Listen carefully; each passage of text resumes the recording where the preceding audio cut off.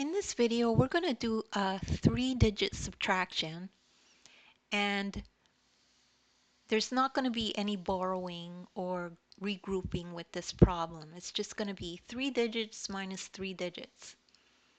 So if we have a problem like this that says subtract 165 minus 123, and you always start by remembering your place value, okay? So this is the hundreds column, this is the tens column, this is the ones column.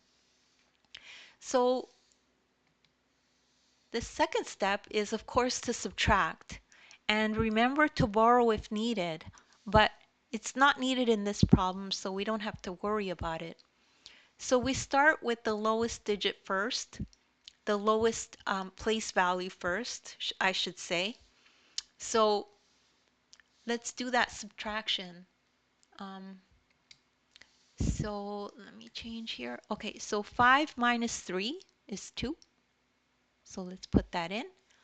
6 minus 2 is 4. 1 minus 1 is 0. We don't put a 0 here.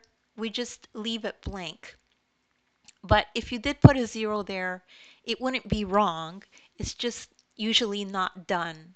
Okay, so that's the end of that problem.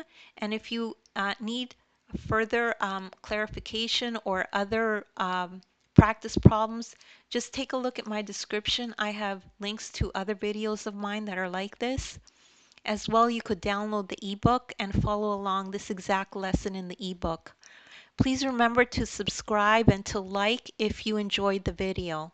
Thanks.